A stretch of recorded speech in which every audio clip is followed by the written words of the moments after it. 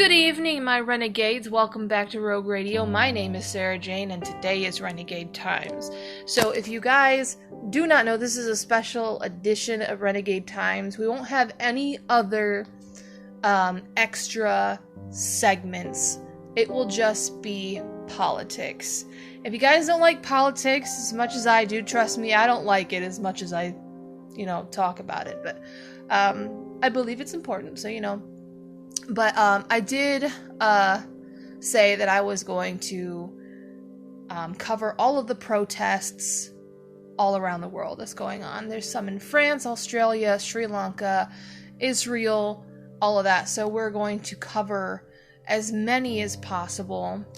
And we're going to find out, why everybody is demonstrating and everything like that. So, yeah, let's jump in the trenches. Let's go.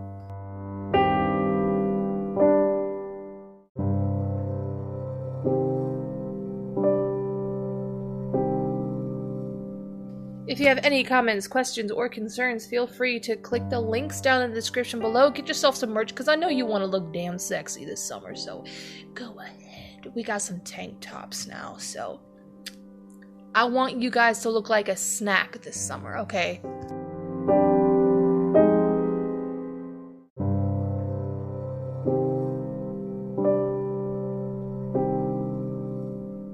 I also just want to thank my audience of 120.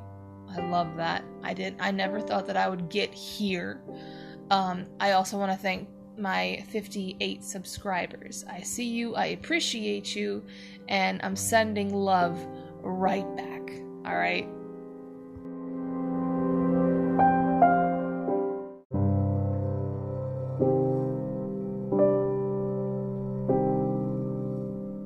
So the first protests we are going to talk about are the protests going on in Paris right now. Protests and strikes against unpopular pension reforms gripped France again Tuesday, with many thousands marching and the Eiffel Tower closed and police ramping up security amid government warnings that radical demonstrators intended to destroy and injure and kill. Concerns that violence could mar the demonstrations prompted that Interior Minister Gerald Darmanin described as an unprecedented deployment of 13,000 officers, nearly half of them concentrated in the French capital. After months of upheaval, an exit from the firestorm of protests triggered by President Emmanuel Macron's changes to France's retirement system looked as far away as ever. Despite fresh union pleas that the government... Wait, no! I hate when they do that. There's a pop-up. I'm sorry about that. Despite the fresh union pleas that the government pause its hotly contested push to raise France's legal retirement age from 62 to 64, Macron seemingly remained wedded to it. I learn every single time I start making these episodes. I didn't know there was a certain age to where you could reach retirement. I didn't really know what the system of that was until now. So I'm kind of surprised because I can see how men and women in their 60s, they want to retire, and when they hit 62 they look forward to retirement and everything like that. But now they have to wait 2 more years to go ahead and get retirement. And that's bullshit. I mean, to me, it's kind of like making a promise, and then by the time they make that, they work hard in order to get to that promise isn't fulfilled, and the bar is raised higher to where they can't get it. I mean, that's terrible. I can understand why they're angry. The French leader previously used a special constitutional power to ram the reform past legislatures without allowing them to vote. Wow, okay. His move this month further galvanized the protest movement. Violence has since flared and thousands of tons of stinking garbage has piled up in the streets as sanitation workers strike. Yes. See, that's amazing. Like, you take something away from the people are going to disobey. Like, you understand that any government at all that is put into power, they put people in a system and they're like cogs in a system. But once that machine starts changing pace, sometimes those gears and cogs don't work properly and they're going to work against the machine. So think of that compared to the government creating a system to where everyone's working a 9-to-5 job and there's this goal to retire around 62. Once that pace has changed, like the machine with the gears, it's going to cause unrest. It will, because for one, you didn't give anybody the right to vote on this, so you just passed it right like under their noses. So therefore, yes, the people should fight against this. When you get the people angry, they're going to do this. I understand their anger. Why would you take a promise away? Like, that to me is just hypocritical. And the fact is that every government, and I'm gonna talk to them straight, okay? To every government right now, we don't work for you. You work for us. So fuck you. The Eiffel Tower's website announced that strikers had closed down the world-famous tourist attraction, the Louvre Museum, was similarly strike-bound on Monday. Everybody is getting madder, said Clement Sailed, a train passenger at Paris Gare de Lyon railway station, where tracks were temporarily invaded and blocked by Tuesday by protesting workers. He said that he supports the strikes despite their impact on transportation and other services. I'm 26 and I wonder if I will ever retire, he said. Another passenger, Hélène Kogan, 70, said French people are stubborn and things are getting out of hand. Well, ma'am, no offense. I mean, I never mind. French people are stubborn. I don't know if they are. I can't be biased and say, hey, yeah, they are. I've never actually met a real French person, so I can't say that for sure. So I'm not going to stereotype. But the thing is that she's 70. She doesn't really have much to worry about, but I don't know, man. The wave of protest Tuesday marked the 10th time since January that unions have called on workers to walk out of the demonstrators, or walked out, and for demonstrators to flood the nation's streets against Macron's retirement changes, which are the key priority of his second term as president.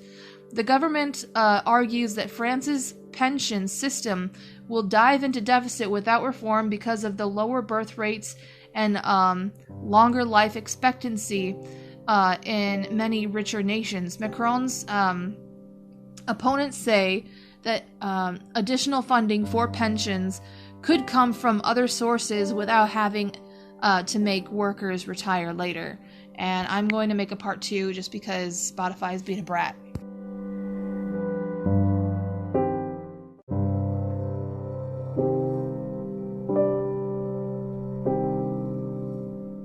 Okay, I'm back to part 2. If I end up reading for too long, then the app will quit on me.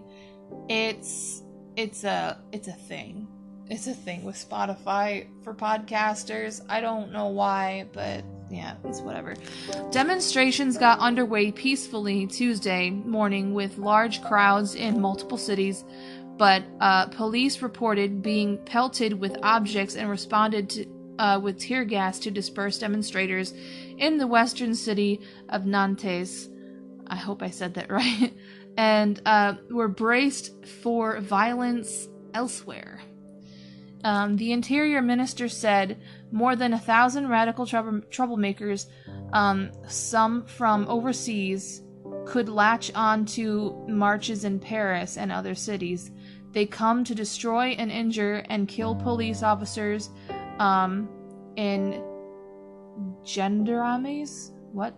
I don't know how to say that one. Okay, their goals are to have nothing to do with the pension reform. The goals are to destabilize our Republican institutions and bring blood and fire down on France, the minister said on Monday in detailing the policing. See, the only reason why you're saying that is because they're pissed. They have the right to be pissed. Do I believe that any protester should be, like, lighting fire or killing or beating policemen? No, I don't think that should be a thing. But like I said, when you have promised something and then you all of a sudden take it away, people are going to throw hands. They're going to. What did you expect, Macron? Anyway, some protesters, human rights campaigners, and Macron's political opponents alleged that police officers had used excessive force against demonstrators. A police oversight body is investigating multiple claims of wrongdoing by officers. The striking railway workers outside Gare de Lyon marched behind a banner that alleged the police mutilates. We don't forgive. Lucy Henry, a 36-year-old protester, said that by striking Parliament to impose his reform, Macron has set everything on fire. What adds fuel to the fire is the behavior of the government, the police violence in particular, she said. Macron's opponents are urging him to cool tempers by backing down. Union leader Laurent Berger appealed Tuesday for a pause in implementing the retirement reform for mediation. If we want to avoid tensions, if we want to avoid tensions, and I want to avoid them, what the trade unions are proposing is a gesture to calm things down, he said. It must be seized. But government spokesperson Olivier Véran said mediation wasn't needed for unions and the government to talk to each other. The latest round of protests prompted Macron to indefinitely postpone a planned state visit by this week by King Charles III. Véran insisted, however, that France remains a welcoming place for all non-royal visitors. Life goes on, he said. Listen, I would be mad too, so France, keep protesting. But I would suggest that you keep it peaceful, okay? I'm not here to incite violence. I won't do that. As much as I know how angry you guys are, I just want you all to be safe, and I want other people, like the police force, I just want everyone safe. There is a thing called peaceful protesting, and that's what I highly encourage, okay?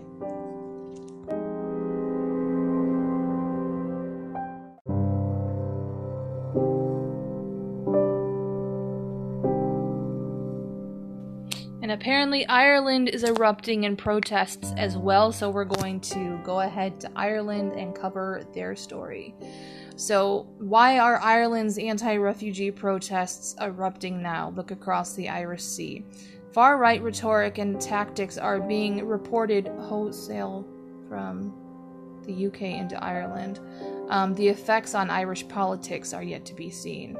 After years of bucking the European trend, an organized anti-refugee backlash has finally hit Ireland.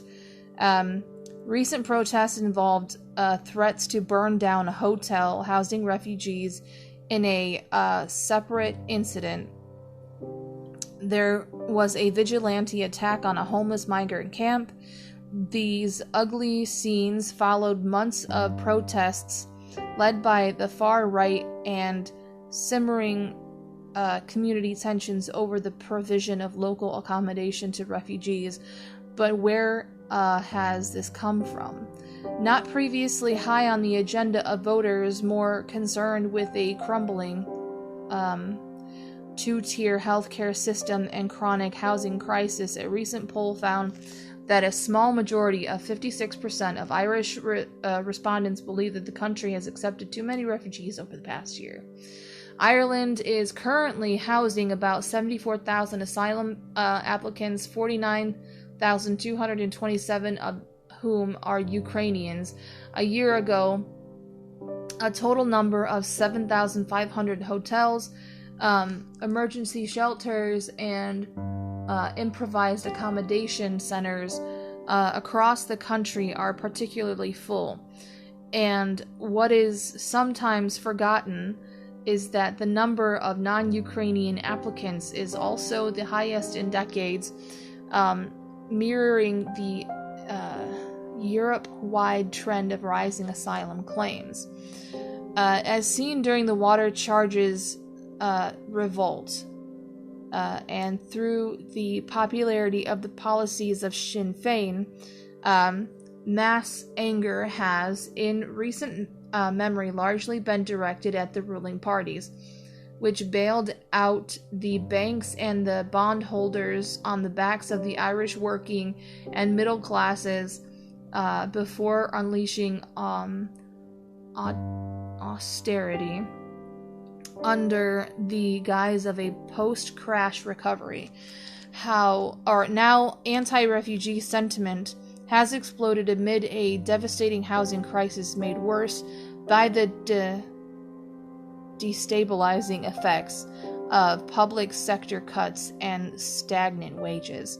With the asylum system at breaking point and fury building at these national maladies, anti-refugee protests and the febrile discourses, I think they said, I don't know, it might be a typo, but I don't want to attempt to pronounce it again, that swirl around the potentially signaling the birth of a new political energy that could impose itself on future elections in Ireland. On closer inspection, they also demonstrate the importation of anti-refugee arguments from across the Irish Sea. These protests have drawn from the rhetorical, tactical, and ideological energy that the recent anti-refugee riot in Knowsley, England, the most commonplace and persistent anti-refugee narrative concerns unvetted or military-age young male refugees who are depicted because of their age and gender and inherently unsafe to the public, especially women. As a recent poll indicated, women in working-class communities are more strongly against integrating refugees than men. Preying on these fears, Irish far-right activists are disseminating false information about criminal activities proliferating through social media. On any given day are rumors of sexual assault or the harassment of women by migrants, or grainy, unverifiable video clips of the same. A security source recently told the Irish Times that this is a mirror image of what has been happening in the UK. So give me a second. I will come right back.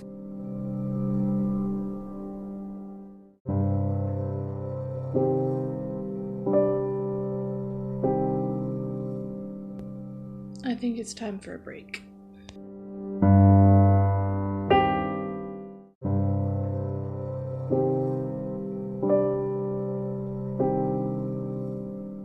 Okay, we're back. Give me a second. So, there's accusations of sexual assault or the harassment of women by migrants, or very grainy, unverifiable video clips of the same. So, I don't always believe women. Trust me, in my personal opinion, I don't trust a woman as far as I can throw her. But when a woman usually speaks up, I don't want to say it's always true, but it should be investigated. And if there is any shred of evidence that she has been assaulted, I don't care whether or not that person is a refugee, they should be put in jail. Because you have been a guest in the country, therefore you should be abiding by the rules of that country. You're not in Ukraine, you're not in Sudan, you're not in your home country anymore, so you should be abiding by those rules of that country.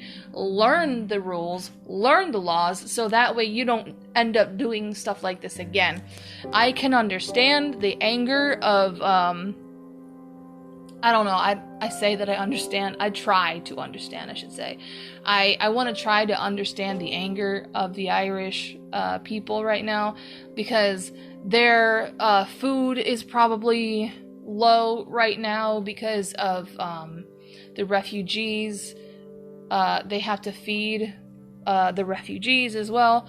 There's probably no jobs at the moment either, because every job that has been put up may or may not have been taken by a refugee who wants to work while they're being housed as a guest in this country during this war with Ukraine and Russia. And I mean, it's terrible what you guys are going through. I'm really sorry, Ireland. I love you very much. I just hope things get better. I don't know a lot about your politics, but I'm here to talk about it anyways. But a security source recently told the Irish Times that this is a mirror image of what has been happening in the UK. So apparently some similar stuff has been happening in the UK with refugees. Am I right? At the level of street agitators, online provocateurs, I think that's how you say it, the links are clear. Tommy Robinson was welcomed to Ireland in February by some far-right activists. Online, some of the Irish far-right's leading lights have appeared on the Off-Grid Ireland YouTube channel with activists. Excuse me. This website is kind of crazy. From Patriotic Alternative, one of the most active fascist movements in the UK. Okay, I'm starting to understand that the website that I decided to read from is pretty far fucking left and liberal. Listen, I'm gonna keep reading it, but I know what I'm reading. I know what I'm reading. It's fine. Patriots are always going to be called fascists or Nazis or what have you. It all depends on the patriot, y'all, okay? It all depends on the patriot. Just like I said, it all depends on the liberal too. But most of the time, liberals are crazier than patriots. But listen, I'm a patriot. I don't believe in Adolf Hitler, and I don't think that listen, I'm sorry, I'm going too ahead of myself. They do mention Adolf Hitler in here. But anyway, YouTube channel with activists from Patriotic Alternative, one of the most active fascist movements in the UK. PA founder, Adolf Hitler admirer, Mark Collette. Okay, so I see why you think that this, okay, I understand. So yeah, I don't admire Adolf Hitler. I actually despise that motherfucker. But I mean, I'm still a patriot. I still believe that people should have the power in order to overthrow a government, especially if it is very tyrannical to the point where the people are slaves. Once people are enslaved, the people have the right to revolt, and that's what I believe that what they're doing in France and including Ireland. You have every right to raise your voice. You have every right to be heard. And I hear you, Ireland. I hear you. And another key figure, Sam Melia, recently went on the same channel to express their hope that PA tactics and ideas could be reproduced in Ireland. Then there are suit-clad personalities who are more interested in electoral successes than street politics. First coming to the fore in the 1990s as one of the faces of the anti-abortion campaign group Youth Defense, Justin Barrett found the Irish National Party in 2018, which advocates for the reversal of migration policies. Meanwhile, Herman Kelly, the president of the anti-EU Irish Freedom Party, supports taking back control of Ireland's borders and migrant policy, and he also is the director of communications for Europe of Freedom and the direct democracy of the Nigel Farage was co-president. So I don't understand why it's such a bad thing for Northern Ireland to actually have independence from England. Like, I think it should be a thing. I don't know. See, as much as I love being Irish, because that's my roots, it's where I'm at, I don't know a lot about Ireland. I try. Like I said, I try to understand a lot. But as far as Northern Ireland goes, with the protests and the riots and everything, I don't know if it's still owned by England. Let me find out. Let me stop playing around. I will find out. You're gonna look for me, or look with me. I'm gonna research this. Listen, I'm gonna ask Google. Okay.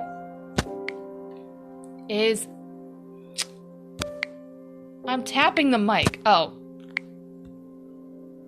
I don't know how my...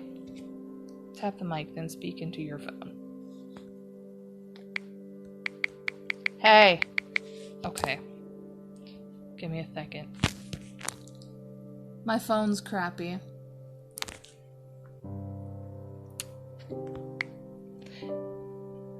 Being a bitch.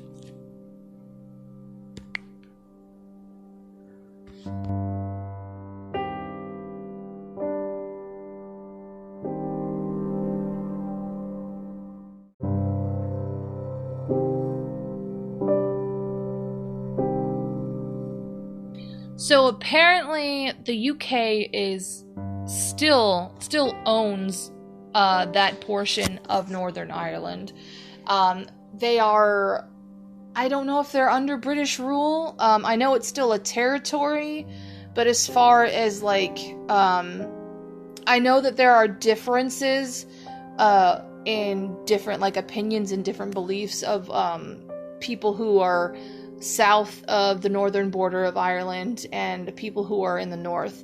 So I do know that some of the northern people would still want that independence from the British rule, because, you know, the UK still owns that portion of land of Ireland.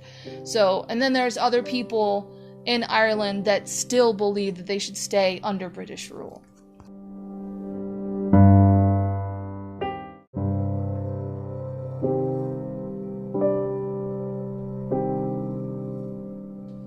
Okay, let's finish the article here. That's not it. Okay. Let me get to it real quick. I hate pop-ups. I hate them very much. Okay. These are the suit-clad personalities interested in electoral sessions. Many branches of the Irish right nurture the same obsessions as their English and broader European counterparts.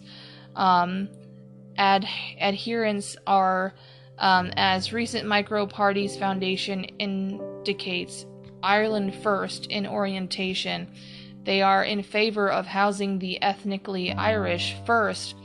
They are disdainful of globalist elites, left-wing politicians, and NGOs. In certain dark corners, there are explicit calls to violence and ethno-nationalist troops about the Great Replacement theory.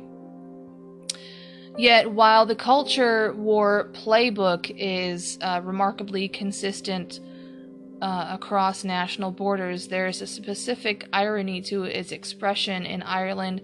Irish nationalist arguments, bound up in a history of independence struggles, have never been held from the fringe, but have been center stage in Irish politics, and whether for opportunistic reasons for ideological affinity, Irish alliances with fellow small nations in anti-imperial struggles around the world, not groups of fanatics who dream of radical purity or reincarnation of the British Empire. Okay, but why is that wrong to get away from British rule? There's nothing wrong with that. But anyway, in reality, the far-right menace remains small, but the spread of the contagion, I don't know how to say that, Lord, could provide a challenge for the right of Sinn Féin's feathers itself for a power for the first time in the Irish public.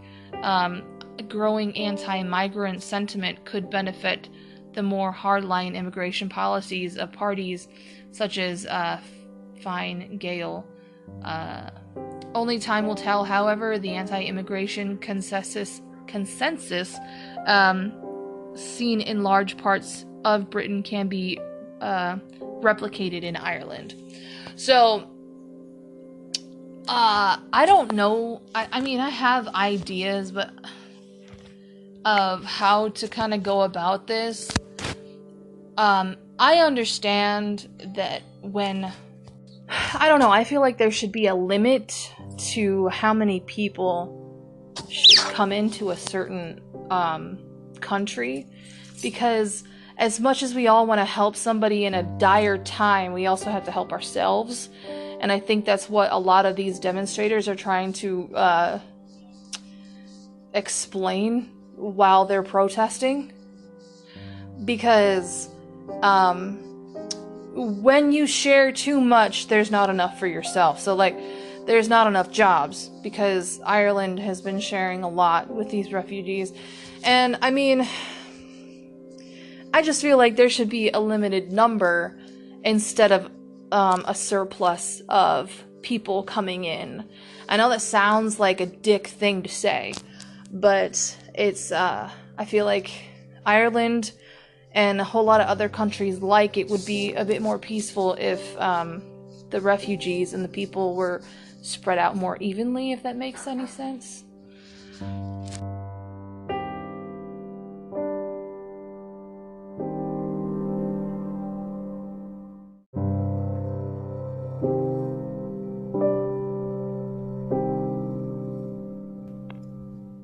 Alright, next up is Australia. So, we have some protests. Activists holding march and sit-in in central Brisbane the morning of March 31st. So, protests over police shooting underway in central Brisbane. Or Brisbane? Listen, we're gonna call it Brisbane, because that sounds better. Anyway, Australia, March 31st, localized disruptions likely. So, activists are protesting in central Brisbane, Queensland state, the morning of March 31st over the shooting of an Indigenous man during a recent police operation. Dozens of demonstrators are marching through the central business district, where well over 200 protesters have gathered outside the Supreme Court building. Additional marches to other rally sites, such as the Parliament, government offices, and King George Square, are possible in the afternoon hours. Participation in the protests could vary, but several hundred people have joined rallies and marches in previous days. Police are monitoring the demonstrations. Localized transport and business disruptions are probable, especially along with march routes. Clashes and mass arrests may occur if protesters attempt to bypass security cordons, especially near government offices and Parliament. Okay, so this was basically like a current update around that time on the 30th of March. They're just kind of like, it was like an alert, I guess. So, let's see. The shooting of Indigenous man in Australia. Let's see.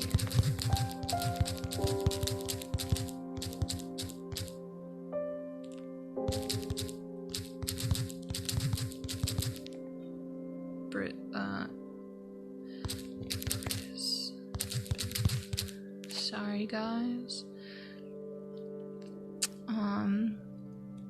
Okay. So this is so far like what has been happening in Australia.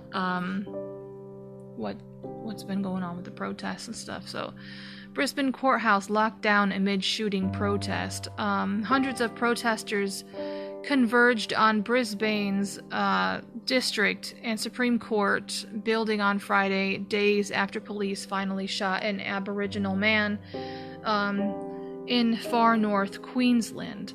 The court building was briefly placed into lockdown after about 200 people marched throughout the CBD, or the Central Business District, chanting "Justice for Aubrey." Wow. So it'll be a sound clip for you guys, but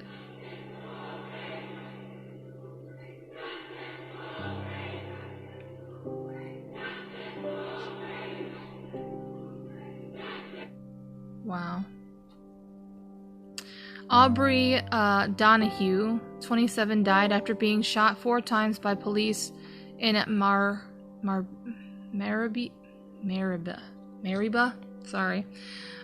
West Cairns last Saturday. Police say he advanced on officers while armed with a knife. Oh, Lord. Coroner Terry Ryan will hold an inquest into the shooting. However, police have revealed there was no close-range footage of the incident, with specialist officers not wearing body-worn cameras at the time. The 27-year-old's family and the local Indigenous community have disputed claims that Donahue was armed, and they have held protests in Maribah over the lack of information being shared by police. On Friday, protesters marched from King George Square in Brisbane to the court building, brandishing "Justice for Aubrey" banner at the stage, or at one stage. They stood directly outside the courthouse's front door while chanting amid a huge security and police presence. The protesters then moved to the lawn outside the Supreme Court District Court's building, where a rally was held, at which they shared stories about their experiences with police. Queensland Police Deputy Commissioner Mark Wheeler said this week the coroner's report may make findings about the use of body-worn cameras, but he said that the police service would act preemptively after the fatal shooting by reviewing the exemption given to the specialist officers from the body-worn cameras. We will always work with the coroner and abide by the findings, but we don't necessarily have to wait until that occurs, Wheeler said. My deepest condolences to the victim's family. I'm not gonna take sides here. I'm not.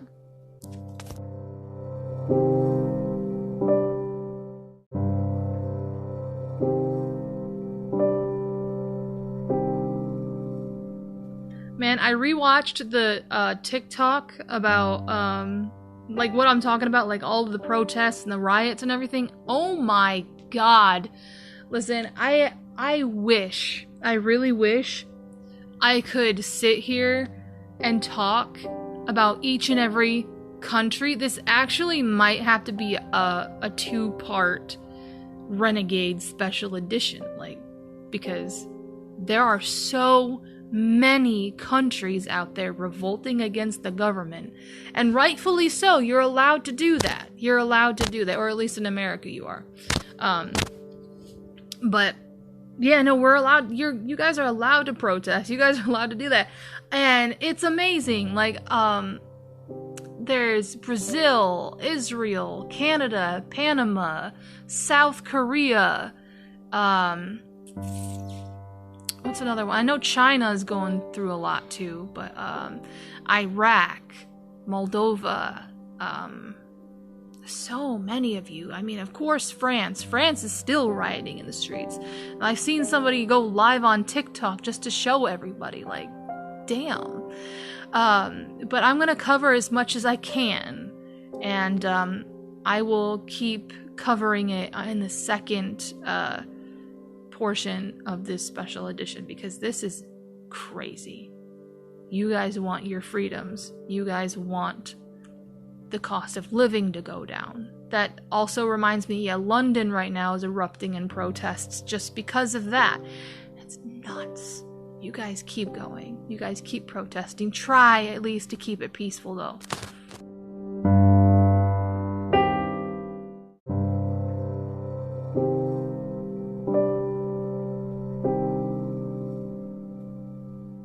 Okay, the next country that I really wanted to cover is Sri Lanka. Sri Lanka is one of the listeners. I think most of the countries that I have covered so far, they all listen to Rogue Radio. But Sri Lanka in particular, I have talked about in one of my previous episodes, and I just want to say, I am so proud of Sri Lanka. Listen, I'm sorry. I know this sounds kind of just stupid when I say that, but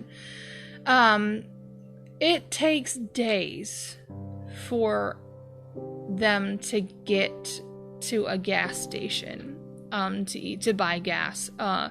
They'll be in line for days just to get gas. Their cost of living has gone up sky high, and they have actually ran the president out of the capital, out of, like, the government, I don't know what you would call it, in the government building that he resided in, ran him out, and now he's in hiding, and it's all because of the cost of living. The cost of living is way too high. The inflation is really bad over there. And I saw the clip of the Sri Lankan people going ahead and just running up the steps to let the government know that they were not happy with what was going on. Like, that is the most insane video I have ever seen. Like, it's on my Instagram. You guys can go ahead and look. But I'll never forget that. I'll never forget that. I mean, I know that the people of America have done the same thing. They stormed the Capitol. But for some reason, when you see it in a different country, you kind of, like, I don't know, you're kind of amazed because you're not the only one suffering, you're not the only one going through something, you know. We're all feeling it. Everyone's feeling the oppression right now. Everyone's feeling the cost of living going up and all of that. Everyone's feeling it more so than others, and Sri Lanka has just gone nuts in a good way. I mean, they have really decided to stand up for themselves and to lower the cost of living. Like, that's what they want. That's all they wanted. But this comes from the U.S. Embassy in Sri Lanka. So it says, demonstration alert, U.S. Embassy, Colombo, Sri Lanka, February 26, 2023. So this was a couple months ago. So that clip, I would say, is from a couple months ago. But reports indicate that the Janatha Vimukathy, the JVP, and several unions plan to protest march from Victoria Park to the Presidential Secretariat around 2 p.m. today. Around 4,000 participants are expected. Even peaceful demonstrations can quickly turn confrontational and escalate into violence. Avoid areas where demonstrations are taking place and exercise caution in the vicinity of large gatherings, protests, and demonstrations. Actions to take: avoid areas of rallies or demonstrations. Exercise caution if unexpectedly in the vicinity of large gatherings and protests. Monitor local media for updates. Keep a low profile. So this is a warning that went out from the U.S. Embassy to, I'm guessing, the country of Sri Lanka, or even like the government of Sri Lanka, in order to kind of like batten down the hatches. So like, you know that the U.S. Embassy in Sri Lanka was working against the people. I mean, and to be honest, I'm not gonna get in trouble because it's on Google. This is on Google. But yeah, I just wanted to touch up upon Sri Lanka real quick. Just a real quick one.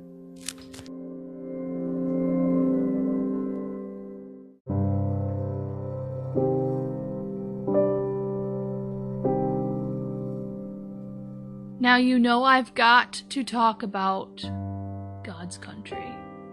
You know I've got to talk about Israel. Alright. Hello, Tel Aviv. I know you're listening. I hope you all are doing well. All of my listeners there, all of my renegades there. You have every right to protest. I don't want to incite violence. Once again, I do not want to do that. But I will say, just be safe. Be safe. Be peaceful. Try to be, at least. So I ended up going to Reuters just because I know Daily Wire sometimes cites the sources from Reuters. So we'll just see. Usually I'm really good at picking up whether they're far left or far right. But Israeli protests over judicial overhaul continue despite Netanyahu's pause. Jerusalem, April 1st. Protests against Israeli Prime Minister Benjamin Netanyahu's judicial overhaul showed no sign of abating on Saturday, despite its suspension by the embattled premier this week, as tens of thousands took to the streets to demand it be scrapped entirely. Beset the domestic upheaval and expressions of concern and disapproval in Washington, on Monday paused the overhaul to allow negotiations on compromise between his religious nationalists coalition and opposition parties. We don't have anything that comes out of Netanyahu's mouth, but we believe just a political stunt aimed at stopping the protests, said Emmanuel Keller, 30, at a protest outside the Israel presidential residence housing, or I'm hosting the talks, sorry. One of the main points of contention is the ruling coalition's pause or push for the power of appointing judges, including to the Supreme Court. Critics see the government's drive as a threat to the court's independence and an attempt at a legal coup. Proponents say it is seeking a less elitist, interventionist bench.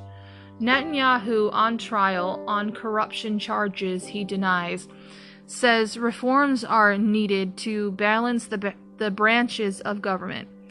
The Likud party, I don't know what that is, but and political allies to the far right, or in the far right, have been calling on their political base to stage counter demonstrations. Israeli media estimated more than 150,000 people attended anti-government protests nationwide on Saturday, the largest in commercial hub, Tel Aviv. We're going to win because this is not something that we can live with. We cannot live in a state that is not democratic. Said Limor Moyle at the Tel Aviv demonstration. Okay. I know there must be more. I'm gonna try to find another article, so give me a minute.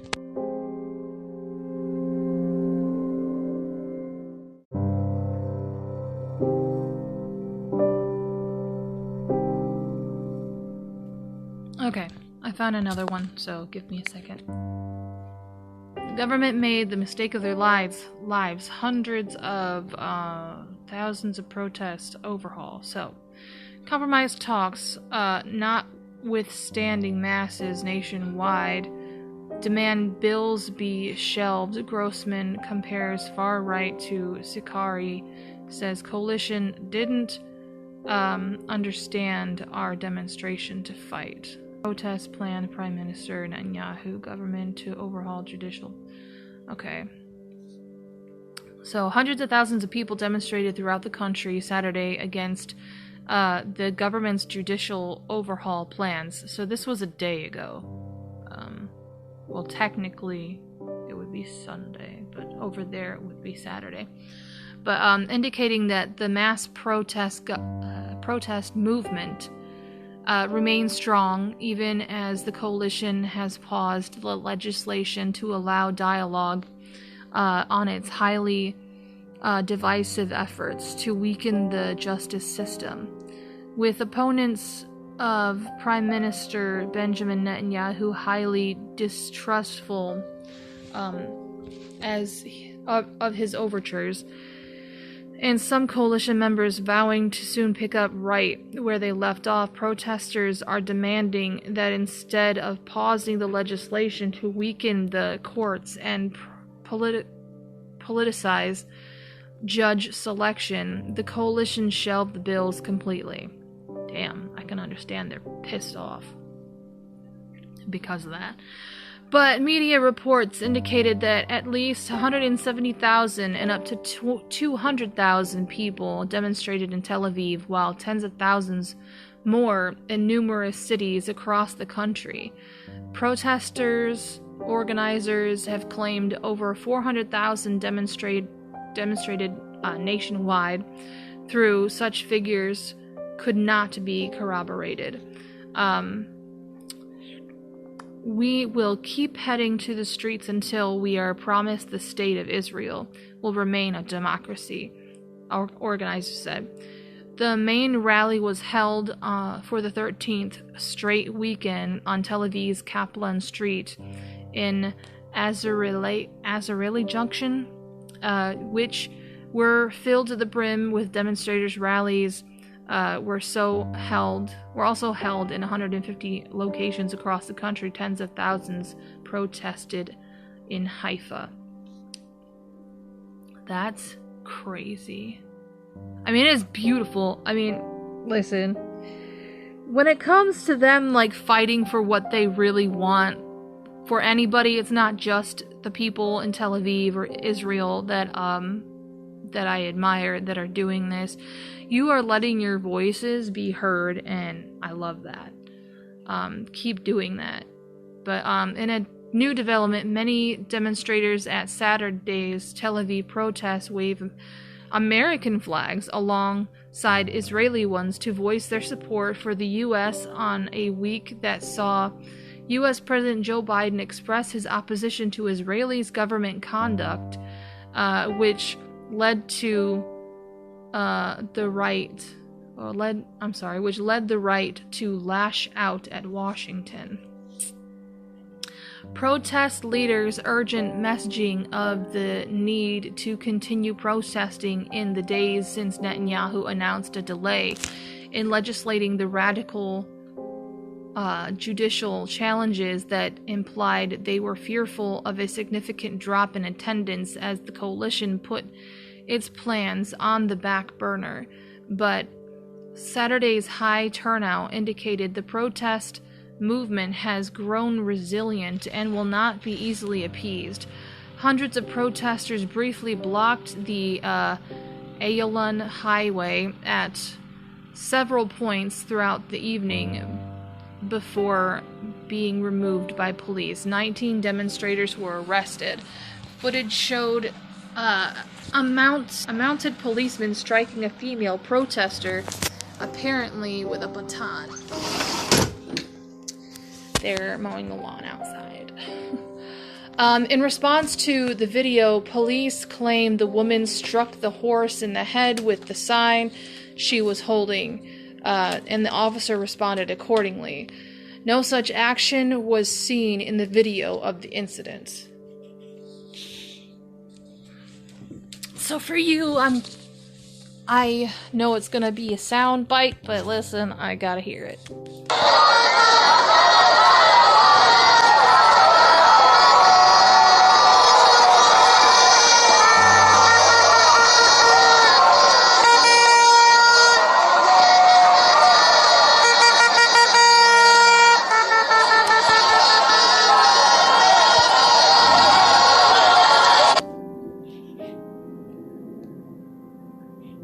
That's crazy. Oh, and here's the video of the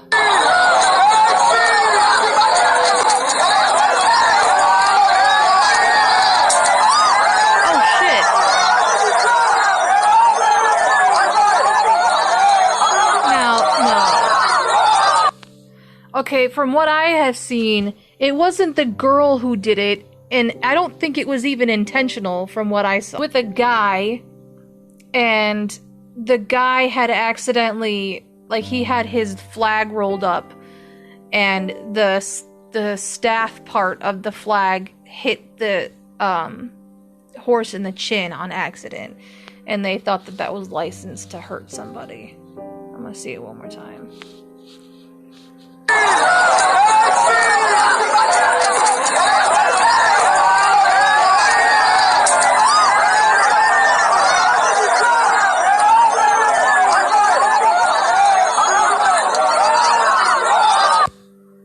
Yeah, no, it wasn't the girl's fault, it was the guy's, and I wouldn't even say it was the guy's fault, because it looked like he was just rolling up his flag.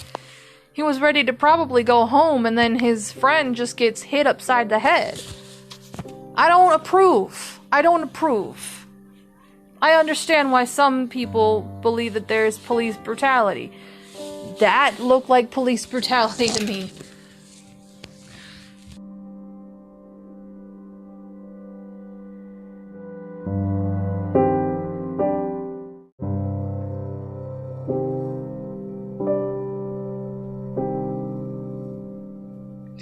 Thank you, and I will see you in the trenches next time. See ya.